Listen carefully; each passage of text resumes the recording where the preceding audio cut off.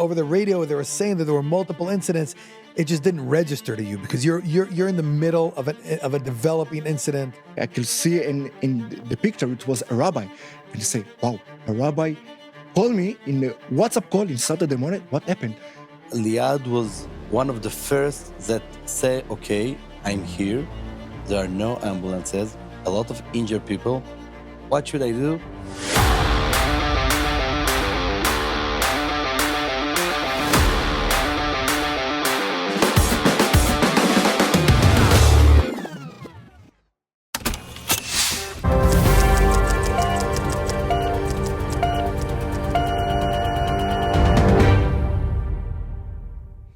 Hi, I'm Dovie Maisel, Vice President of Operations for United Hatzalah. And I'm Elad Bachar, the head of the medical division. And we are on our special series of podcasts talking about October 7th. We are now at 7:30 in the morning as we take this day, hour by hour, minute by minute, unfolding of the most tragic terror attack on Israel, biggest attack in Israeli history, that led to Iron Swords War, which we are still undergoing 1 year already. We have a very special guest here, Liad Ohana, our Chief Paramedic of the organization. Hi, Liad. Hi, Dovie. Hi, Elad. Thank you for the inviting. Liad is going to share with us this hour and a half, 2-hour session of October 7th, bringing it from a very personal perspective as Liad lives in Ofakim. And Liad actually lives in the neighborhood, which is neighboring to the neighborhood that was severely struck by terrorists, killing dozens, injuring hundreds.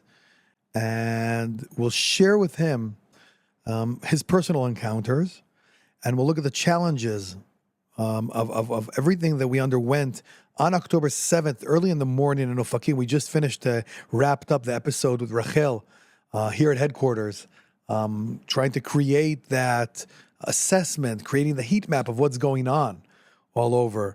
And Liad, in his small town there, was dealing with one of the largest incidents, which even if you take it on its own and eliminate everything else that happened on this day, just looking at Ofakim alone, over 50 people killed, hundreds injured, is a massive scale incident. And this is just one of dozens and dozens and dozens of incidents. I'll remind that over 26 towns, cities, kibbutzim were overtaken by thousands of terrorists. And the balance between the personal, our families that are back at home, what do we do? Do we go out under fire? Do we not?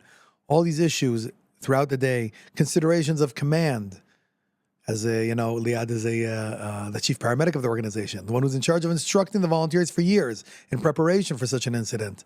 All of those, we hope, Liad, that you'll be able to share with us and in this discussion here, so people understand the magnitude of such a large-scale disaster. So I think we'll take it off at 7:30 in the morning. You know what? No, let's start differently. Let's go to 6:28. Let's start that. Tell us your story. 6:28 in the morning. Where did this catch you when 6:29 the incident started? Tell us a little bit about yourself, where this caught you, your family, and we'll take it from there. So it was Saturday. It's supposed to be another morning Saturday. And my wife woke up early for breastfeeding our new baby boy. And I was supposed to wake up after a few hours, and suddenly she's like touching me and said to me, "Hey, there is a siren." And I said, "Okay, but it's far." And at this moment I finished to say the sentence, the siren started at the neighborhood. So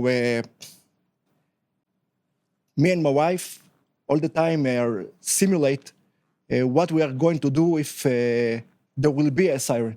What if all the time, you take this one, I'll take this one. And so we heard the siren. She took the baby boy to the shelter. I went to the girls' room and take the other girl, and the big one was already at the shelter, and we sat there with. I had a few more seconds to go to bring my radio and my cellular phone, so I could be connected to everything going on. This was my opening. Going to the shelter, sitting, and waiting for the bad thing to happen. Well, that's what we're unfortunately we're trained for this. Yes, we're I'm so trained to used to it. this. Everybody's used to it down south. You live down south in Ofakim. We're used to air raid sirens. Although it was a surprise, it was some kind of routine that I did a lot of time. Unfortunately, Unfortunately, yes. a odd routine. Yeah. Yes. It's need to say that at this time, in United Hatzalah, we finished the preparation for what if something will go wrong. So I was supposed to be in the control of the city of Ofakim if something will be happen. The commander of The commander, yes. So The incident commander should something happen in Ofakim, yeah. So I'm sitting in the shelter, and the radio is open, and I'm waiting, and I'm waiting, and I'm waiting. What's going to happen? What's going to happen? And another siren, and another siren, and another siren. So, and not there didn't injury at this point. So they said to me, it's going to come.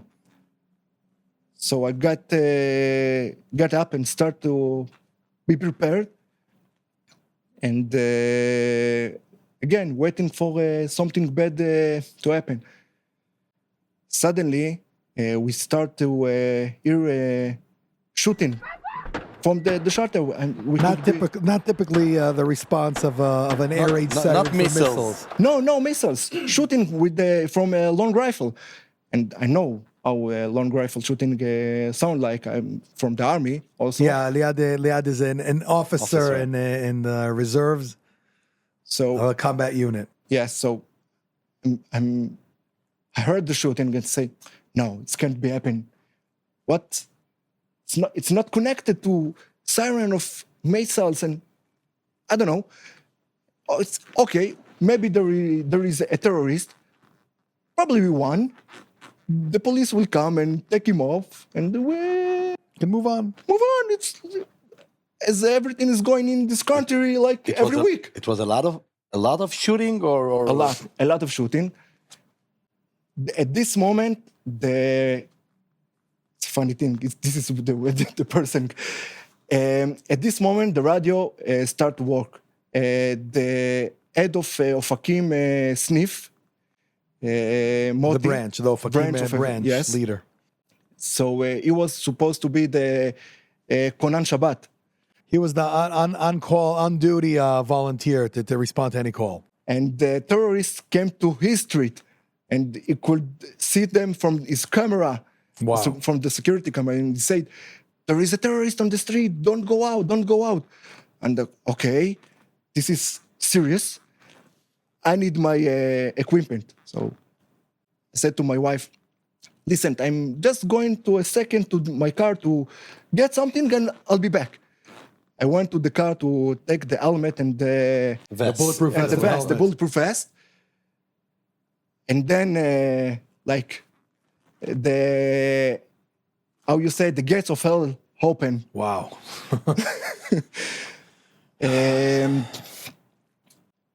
I start to get the information from the volunteers that already get out, and they say they see injured people on the street, and the police. Not dispatch, from the volunteers on the radio frequency of the group of your volunteers in The Ofakim. group of the volunteers, yeah. Streets next to you, or They went to the ground zero, supposed to, where the first. Our listeners can see while we speak. Those that are watching can see on the map. We put up a map of Ofakim, and you can see the neighborhood at the bottom right of the city is a neighborhood, the Grapevine neighborhood, where the terrorists actually penetrated over there, and Liad lives right nearby there. Yeah. So one of the volunteers that live in this neighborhood also calls me and say to me, Liad, I can see the terrorist, but I'm afraid to go out. What should I do? And like in my mind, I'm saying to myself, I'm afraid also. I wasn't prepared for this thing. Like I was in a lot of operations in the army, but in these times, But not in your neighborhood. yes, not in my neighborhood, not in the situation that I need to without to a choose. weapon. Without a weapon. Yeah. Without a weapon, and I need to choose. If I'll stay and protect my family or go and Wow. treat people. I don't know what to do. And after that, Elad, you called me and said to me, yeah, there is a terrorist in Ofakim. Don't go out. And I said, I know, but the volunteers already go out. What I should do? So you called to David and you said, it's okay. Go to a police and take David is my deputy that was here at headquarters. We said this was at 10 to 7 in the morning. David was already here. Yes. So it said to me, go to some police officer and and connect to him. And I say, okay, this thing I know, this thing I can do, and this is what we do. So this is what we did, and to be able to go to this area, I need to go out of my street, and there's two options. And it's a 50-50. And I took the wrong 50. And Wow. It's good that a year later you can actually sit here and laugh Yes. about it. But yeah, in all seriousness. I took out of the street and I see the police officer shooting on terrorists and they shooting back and I'm on the range of the fire. So, okay. I need to go back and go on the radio. I said to all the volunteers, say to me, where are you? Where it's safety to, where there is safety, where I can come. And it was a very nervous moment until the police did their thing. And we eventually received from them some roundabout. It was a main, how you say that? Roundabout. It's a central area in the city. Central area in this neighborhood. They said to the police, I'm here, bring the... So you actually made it like a staging area, a triage area Yes. by a roundabout at the tip of the neighborhood. Those looking at the map can actually see the spot that Liad is talking about. We pointed it out there so you can actually see in relative to the neighborhood where the terrorists are. You can see it. You can see that on the map. And he told the other volunteers to come to your place? Yes, I said, I'm in this point. This is the safe zone right now. And come to me, connect to me. I want to open here like a treatment center. treatment center, right? And this is what we did. I have a question. Now we're talking. Everything that you told us now basically took like 5 minutes, like maybe 5-10 minutes. This whole Something this like whole that. thing. Yes. At this point, do you have any idea what is going on outside of Ofakim, No, I thought Ofakim is the only scene. the epicenter Yes. of what's going on? I thought we are the center of the world right now. I didn't know what's going on. Unbelievable, and it emphasizes that sense of chaos that each one was dealing with an epicenter of a disaster, and not being aware. And even when from headquarters over the radio, they were saying that there were multiple incidents, it just didn't register to you because you're in the middle of a developing incident on your own. Where I can say that while you're doing this, you weren't aware that in Sderot, one of our volunteers, Rabbi Chaim Sassi, deployed from his house to same thing, gunshots, got on his motorcycle and the ambucycle, put on his bulletproof vest, the helmet, gets on the motorcycle, drives to the police station, starts treating a policeman that was shot there on the sidewalk, and unfortunately gets shot by a sniper 3 times. And he gets hit in the face, in the arm, in the leg. I'll say he survived. That we're going to show a short video of him, and you weren't even aware of this happening. No. And this is someone that you know because you meet with him. It's from the town next door. You meet with him all the time. Usually, if on regular days, a smaller event, you'd be communicating on the same radio even. But here, he's dealing with one disaster. You're dealing with another one. And this is Rabbi Chaim Sassi actually pulled out his phone and videoed himself because he thought that he won't survive this incident. He actually pulled out the phone to bandage himself up and then made a video for his family when he didn't think he'd survive. אני פצוע, חטפתי כדור בלחי, זה ברגל, בדרך להציל את האוטו. החתול חטף כדור, אני בדרך להציל אותו. חטפתי כדור. הכל יהיה בסדר. This is actually in the video. You can see now his rescue operation by Special Operations Police. You can hear the gunshots in the background of the sniper.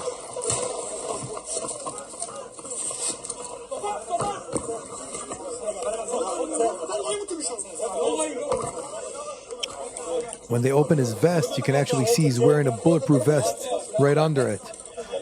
That saved his life. It saved his life from the additional gunshots that were taken there.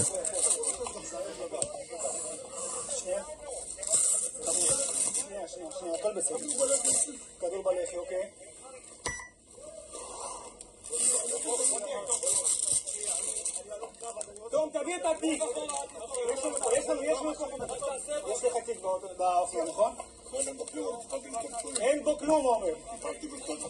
רק אצלי. תראה אצלי בגב אם יש איזה תפל. אצלי בגב יש תפל. At this point, Liad, I think you got on the radio and said that volunteers in Ofakim were being shot at in their cars. And you can see on the screen, you can actually see the... Yes, another United Hatzalah paramedic, Ido, also got shot in his car. And yeah, you can see on the screen actually the car with the bullet holes in it while he's on the way to meet you at that roundabout to treat the to treat the victims coming out of the neighborhood. So what happens now? So from here, I can tell So you you that talked before, we know what's developing by you. We're watching what's happening in Sderot.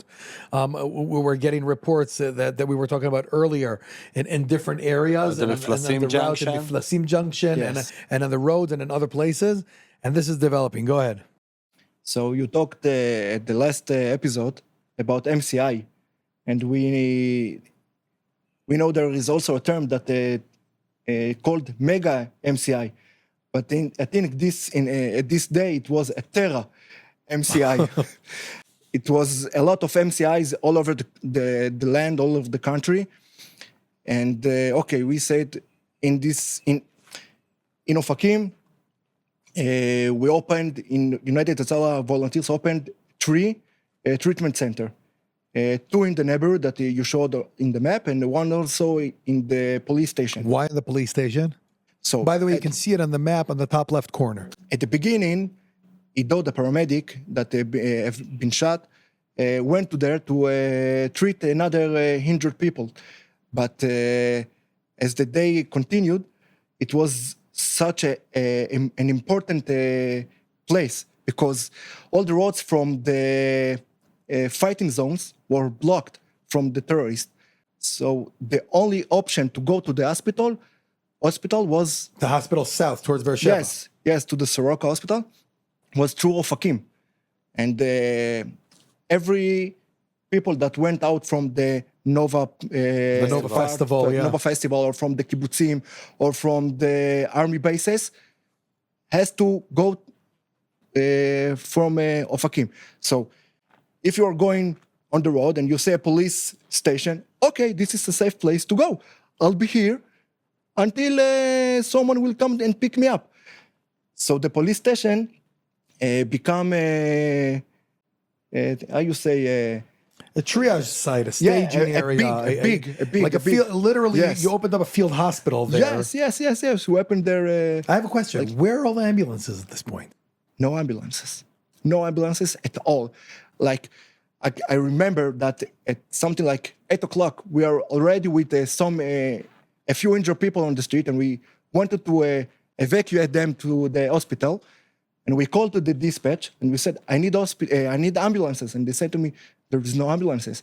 And this is an hour and a half from the beginning. They say, what do you mean there is no ambulance? But there is an important thing that we should say now, that the National Ambulance Services, Yes, absolutely. one of their ambulances got In Ofakim, got shot, and the driver murdered. the driver was murdered tragically, disastrous. I mean, monstrous shooting and killing in ambulances as well.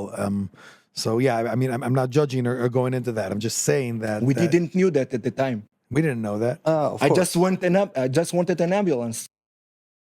So Apparently, everybody wants an ambulance at October 7th, but there weren't enough ambulances there on hand, and we'll talk about that in a minute, about the patient transports in private cars and things like that. We'll even demonstrate it here. So you mentioned the Nova Festival. Right. We mentioned that here. I mean, I think that the world knows more about what happened here on October 7th because of the Nova Festival. But the strange thing was, we here early in the morning didn't know about the Nova Festival at the beginning. Actually, at 7:45, Kibbutz Sad, which is just across the road from Kfar Aza, Kibbutz Kfar Aza, their emergency teams and our volunteers from Saad immediately went towards the back gate of Saad. First of all, to protect the lines of the fences of the kibbutz from penetration of terrorists. And second, what happened was they identified that on Route 232 there were terrorists going north from Saad towards northern Israel, and essentially they understood that there are terrorists there because they started getting victims showing up at their back gate of the kibbutz. Victims are starting to pour in and get there, and they understand, wait a second, they got to stop and block the road, first of all, so they don't continue north on 232 because they will be slaughtered there. So they physically, our volunteers there, together with the emergency team, blocked off the road and opened their gate, allowing all the victims from the Nova Festival to actually pour in to the kibbutz there, and they opened up a triage site over there. They started treating, while you weren't even aware of this. No. While you're treating in Ofakim, creating your staging area there, your triage area, and treatment centers there, whether in the police or by the roundabout or next to the neighborhood, here in Saad, they're doing the same exact thing. And they're asking, where are all these people coming from? And they were telling them that they're coming from the Nova Festival. And it's interesting, you'll see when we talk a little bit later with Lenore, she'll tell you that what we did was, in these areas, in these staging areas, we had people that were appointed, besides the medical treatment, to actually ask the people where they're coming from and what's going on there. There was such a lack of information, and nobody knew about all of these different places. This is where we first heard about the fact that there was a festival. I think that we heard about it later this day because this information, I didn't get it at the dispatch. No, we knew that there was something. We didn't know what, and we didn't know on what magnitude. We'll talk about this later in the day, how volunteers that got there were reporting of one of our volunteers, Moshe Weitzman. I remember the phone call with him. Chills go down my back when I remember this call. When he's counting, he's on the line with us. This was in the afternoon. He was counting 1, 2, 3, and he gets to over 100 people that were killed there. Over 100.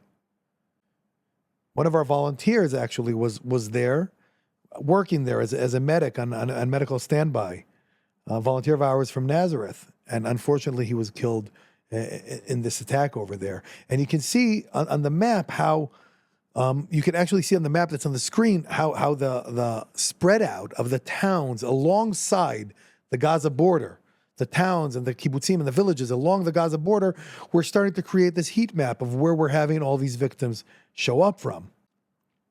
And at the same time, just minutes later, we're getting additional reports of volunteers in Sderot that are being shot at their cars once again.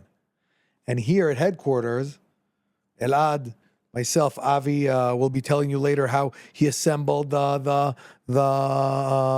ALS responders from up north to be online, on call, to support people like you in the field that can't evacuate victims because they're under siege, under fire, and what they could do in the field. But I think that if we are going back to Ofakim, so Liad was one of the first that say, okay, I'm here. There are no ambulances, a lot of injured people. What should I do?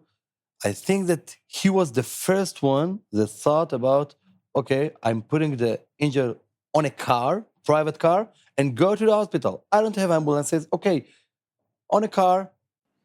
And, Real- yeah, But absolutely. it was a very hard thing to me to do, because in my day job, I am questioning volunteers, why you doing this offense like that? Exactly.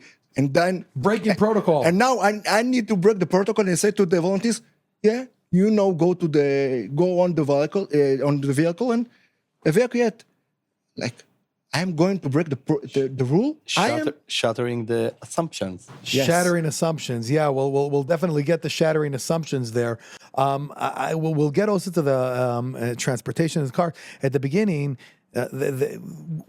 as this was unfolding, and we'll get to the calls, the odd of you calling in and reporting of the fatalities, but at the same time, He counted 14 dead bodies. Yeah, At the phone. literally in one spot with you on the line. You had the phone open on speaker, so I could hear it here with you. And he's counting 1 and 2 and 3 and 4, and the dispatcher saying, "Wait, is it 10? No, it's 14. No, it's 18." And this was, we couldn't even understand it. And we're looking just at Ofakim. So It was only in one street, not a big street, a very small street, this county. There is another thing that took place in this time that understood it only later. But the app that said to us where where the calls are, didn't work. So we know we talked about that with Rachel Rachel. just a while ago, that at 10 to 7 in the morning, that crashed already. So we know that there is injured people, but we don't know where they are. So it was a funny thing, because suddenly I get a WhatsApp call, and it's Saturday morning, from a rabbi. I could see in the picture it was a rabbi, and you say, "Wow, a rabbi called me in a WhatsApp call in Saturday morning. What happened?" So I'm answering, and he said, "I'm injured, and I'm bleeding something like an hour, and no one coming to help me. You can come to help me?" I say, "Yes, send me a location." And we navigate to him. We just navigate. Unbelievable, just locally. Yes. Just locally. And these things are all reported in retrospective, because obviously this wasn't logged in the system in real time. This was just what people were able to reach out. Now, just so people understand, Ofakim is a small town.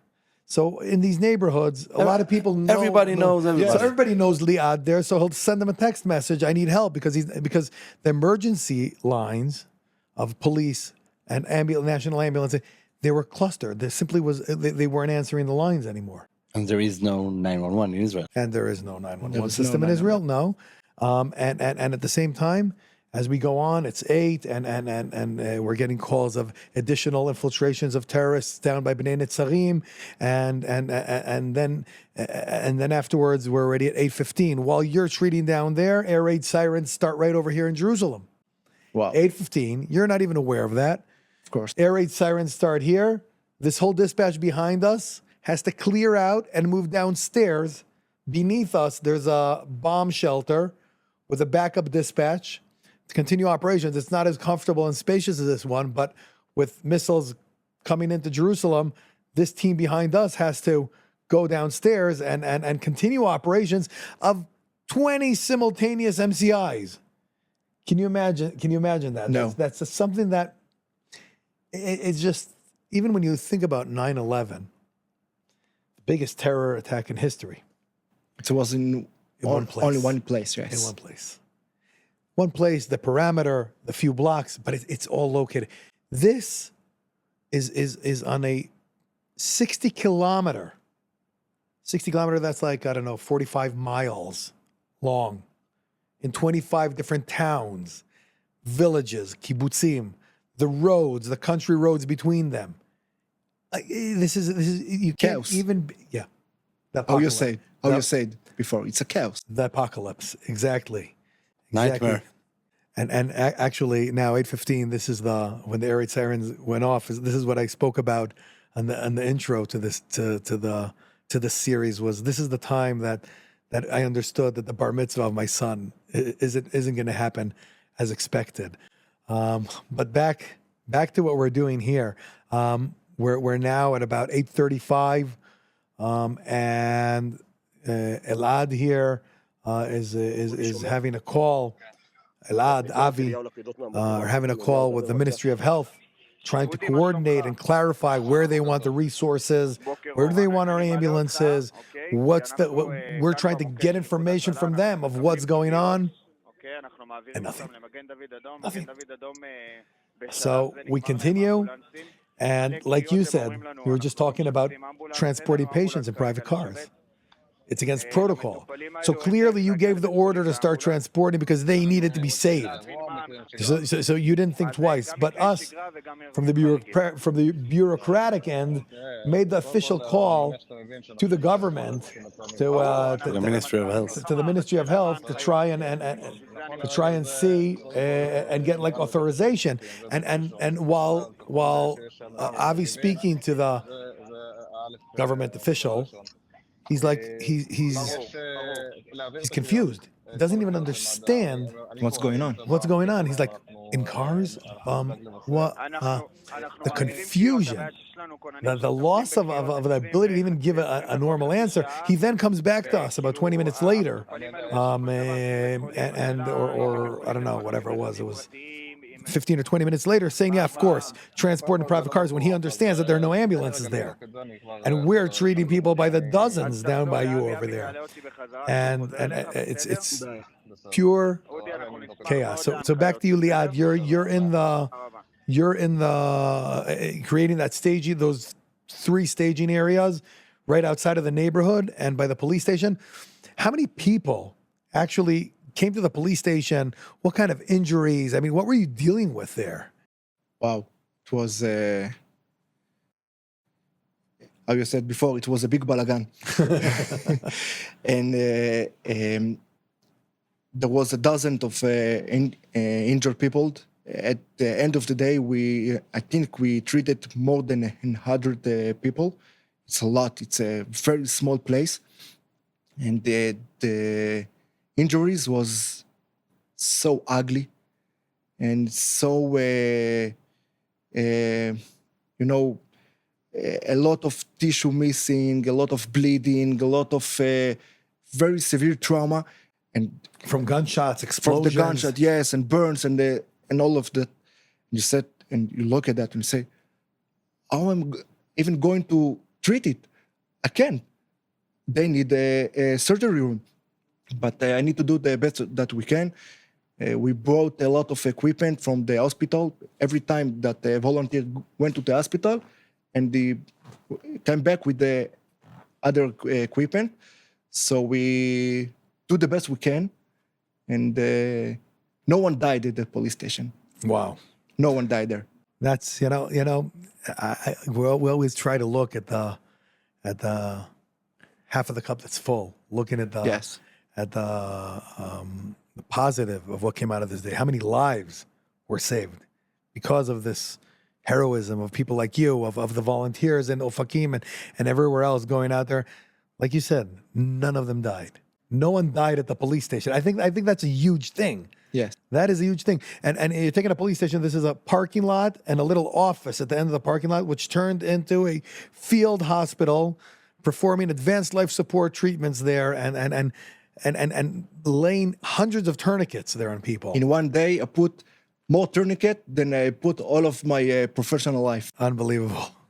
Unbelievable. We actually sent out on that day, on October 7th, I think it was how many thousands of tourniquets did we deploy on this day? The advanced tourniquet, not the old one. Yeah, the like advanced one, the tactical ones. Yeah, the cat tourniquets, the Yes. the SAM splints, whatever Yeah. we had, we deployed all of it, thousands of them, not only to our volunteers, but also to civilians that were just, knew how to use it, or people that were coming from their homes to help and go into battle there. The security units, we were pouring them out there. This was a Thousands deal of breaker. tourniquets. We stopped a lot of bleed that day. Unbelievable. Now, when you think about the chaos that's going on, but it's not through the whole country, right? Elad, it's down south, and then there's a call that happens in Ashdod. Okay, Ashdod, nothing really happened there. It's out of the firing zone, and a woman is giving birth. Does she not deserve an ambulance? Of course she deserves. But when there's a national meltdown of the systems, everything melts down. I mean, this is we have volunteers there. 25 minutes by a woman going to give birth. No ambulance. So they call the ambulance station to see our ambulance is coming. אסתר, אסתר יוני, איחוד, מה קורה? בסדר. יש לכם אמבולנסים באשדוד או שאני אגיד לך לאן לפנות עצמאית יולדת? אמבולנסים באשדוד. הם לא ממש יוצאים למקרים כל כך, אתה יודע. טוב, אז אני יכול להגיד לכונן לפנות? She laughed. כן. תודה. Yeah, she didn't laugh because it's funny. She laughed out of frustration. Yes, from frustration, desperate. right. And desperate. I mean, ambulances aren't going out, and it's like a national meltdown. And that's when we understand. This is 8:53 in the morning. We understand. That's it. We are totally on our own. But we need to understand that in most of the places at the world, when something happens, ambulance will come. Yeah. Eventually. Eventually. Well, it's expected in the modern world. It can take 10 minutes, half an hour, an hour. But eventually, It will come. it will come. But it didn't. But it didn't. It didn't. It was Exactly. Like Again and again and again and again. an Dozens of times. ambulances lockdown at the southern Israel. And that's when you led it, but afterwards it went on in all the southern cities and towns. I think And 300 or 400 people. we have documented over 300 evacuees in private cars Wow. of volunteers Amazing. and of civilians, where our volunteers would put on the tourniquets and whatever, put them in their car. I think your car, how three many, My car become an ambulance for one day. My car. how many patients were transported in your car? And you drive a sedan. Yeah, it's not an ambulance. At least two at one time, because soldier and the civilian. And how many rounds did that car do going back and forth to the hospital throughout the day? I stopped to count. Unbelievable. I mean, by the way, this is just one video. This is from 8:53. This is one of the first transports that was being done in private cars. Just you look and get a sense. This is from the police station in Ofakim, the video that we're going to play, where you can see a station wagon of a volunteer. It's not an ambulance; it's a regular Toyota station wagon, and you can see the volunteers putting a patient on a stretcher into the back, while air raid sirens are going off in the background and missiles are flying. It was a stretcher from a door. It's an improvised stretcher, Yes. which, by the way, and we'll talk about that. We're going to soon move into the more technical side and lessons learned. But if there's one thing we learned about October 7th, is when treating hundreds and hundreds, over 1,000 patients on this day, not having ambulances that back up, not having stretchers, we immediately went out and got, within a week or two, we stocked up on thousands of these foldable patient movers, tactical stretchers, patient movers, and every volunteer now in their own kit has a stretcher. Because we saw over and over again on the cameras from the ambulances and from the cars and from, just circulating videos from social media, are our volunteers carrying patients with their own in their hands, on their shoulders. Unreal. Like Unreal. Like World War II? Yeah, exactly. Actually, in World War II, they did have more equipment than here. So the video, this is what it looks like. This is a critically injured patient lying on a door that was ripped off of one of the offices in the police station to be used as a stretcher. You can hear the air raid siren going off in the background. Yeah, while there is a siren, they should be in a shelter, shelter. but no, they want to save a life. So There was a lot of sirens this day. there was a lot of siren that day. Unbelievable. I can see these things over and over and over again, and it blows the mind. So, we could go on for hours, just talking about even just your incident and in Ofakim. But I'd like to segue a little bit to, being the chief paramedic of the organization. You spent dozens, if not over 100 hours in debriefing and researching what was done on October 7th and the medical procedures that were done and everything. Try to take us a little bit into how us as an organization, how United Hatzalah as an organization, because I'm sure not all organizations have changed.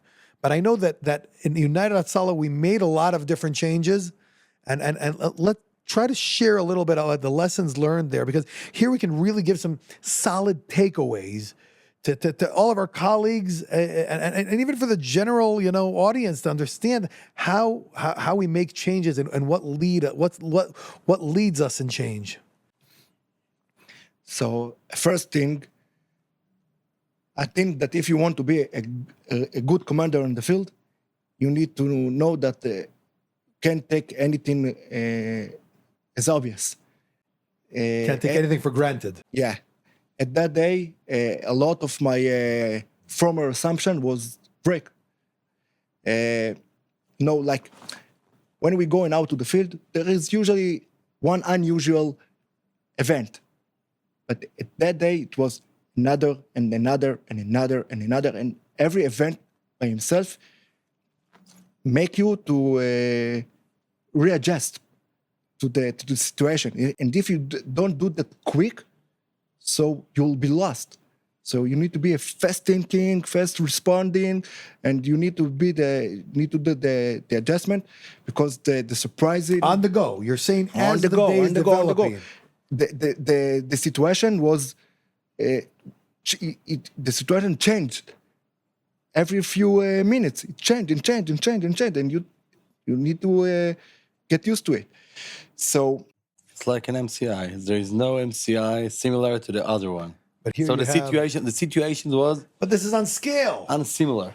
This is on scale. On scale? You mean it didn't finish. It's like you start one, you finish it, and you start another one. You finish it, and you start another. When it's going to... when does it stop? When does it Yes. stop? So all my assumption was break, like the technologies didn't work, the app that crashed, that the ambulances... The app is the government. We spoke about this with Rachel in the last hour, in the last episode, was the national government app of dispatching first responders. How you always said, the man in the tank. Yeah, I have a saying that governments and organizations like to lean firmly on technology, but I always say that technology is a tool that comes to assist, not to replace. They say there's a saying in the army that says the man in the tank will win. The tank can't do it alone. Yes. So according to that ambulances will not be available all the time. So you need to be adjust. And which, by the way, I want to add to that is you're saying that our assumption is there'll always be an ambulance. So we understand that there won't always be an ambulance. No. And I'll maybe take just a second to explain that we were talking about taking in private cars. To some people, it may sound, like, okay, sure, why not take a patient in a car? No. First of all, it's not best practices. It's not professional. You can't monitor and treat a patient in a backseat of a car when he's in a life-threatening situation. He needs to be in a stretcher with the ability to be monitored, with the equipment, with oxygen, with whatever it is, and It's possible to sit next to him. and to sit next to him and monitor him. So it's not okay to take in a private car. Yes. It's not. Also, Unless. It's not okay. Unless Yeah, of yes. course. Everything is unless. In this day. Yeah, of course. I wasn't. also, I did at this day, I think it was the first time that we expect from civilians medics to treat under fire. Until that day, it was reserved only for the Combat medics. Yes, and I think at USA they know how No. to do it because No, of no, the no. active shooter No, and active everything. shooters No? is very different. Active shooter is one individual, which is acting as sniper or whatnot, but it's one individual and one parameter. Yeah, but the civilian should take care of themselves. No. Yes. the safety rules say that I don't go out until there is a safety. So if there is a Even in siren an active or a shooter terrorist in a inactive, school, so if there's an active shooter in a school, you won't see the first responders Go inside going the scene. in under fire. C, all of that. You'll have the SWAT team paramedic who's trained for C, And he will do it. tactical casualty combat care. He'll be the one extracting the patients and bringing them out to the cold zone where the paramedics and EMTs are. So it's very different. Nothing is comparable to this, except maybe in Ukraine.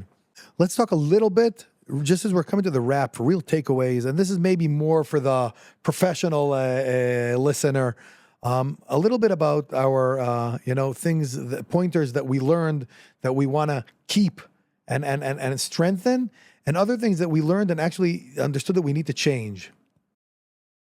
yeah, like the first thing that I think that was a real deal breaker at that day, it was the tourniquet,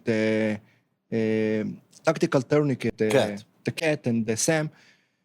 It was a process that we started at 2019 in United Hatzalah, that we bought a special mannequin that all of the volunteers need to simulate how they can put the tourniquet on, and now to stop the bleed.